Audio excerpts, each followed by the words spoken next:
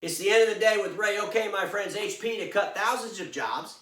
Xerox earlier this year cut thousands of jobs. Of course, I believe those two are coming together. They're cleaning house up. But you know what? The reality of it is manufacturers, because they're publicly traded, are going to report their financials for third quarter. And they're going to report, well, we all know what they're going to report. Declining revenue, declining aftermarket, declining needs from customers for their products. The industry's in decline, and we don't want the margins or the bottom line profit to decline, so the only thing we can do is cut cost. And the highest cost of any business is human capital and parts.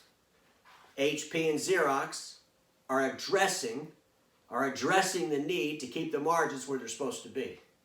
And all businesses have to make those decisions. HP and Xerox are using data. They're looking at data, they're seeing where the market's going, and they're going to get there first with their business model.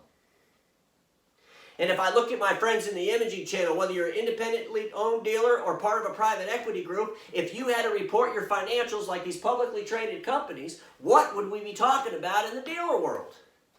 Would we be addressing these things that are happening in the corporate world, in the corporate enterprise world, in the OEM world?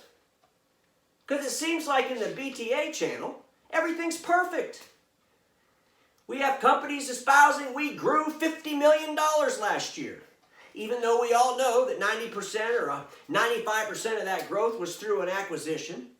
So we added a company that was doing $50 million worth of revenue to a company that was doing $100 million worth of revenue. Of course, the core business and that $150 million in revenue is declining. There's not enough diversification in that core business to offset the decline in print. My friends in the imaging channel, we're not any better than these OEMs. The difference is, I don't think we're reacting like the OEMs. And we have to look at the data. We got to call BEI and NextEra.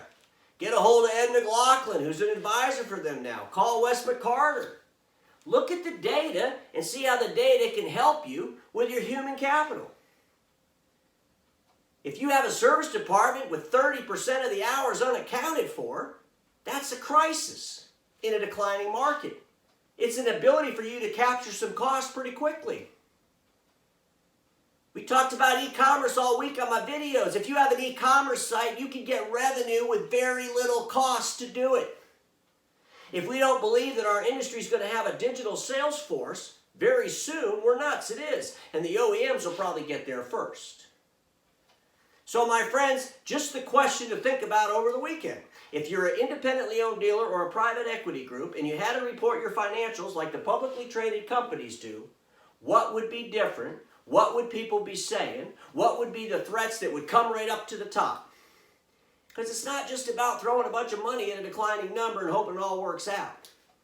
It's about building sustainable businesses for the future. It's about diversifying during a declining market. It's about changing the game so you can capitalize and make more money in a declining market. Don't let the OEMs beat you. We got to respond just as they do. I'll end my time with this. Status quo is the killer of all that'll be invented. Don't get stuck in status quo and have a fantastic weekend, my friends.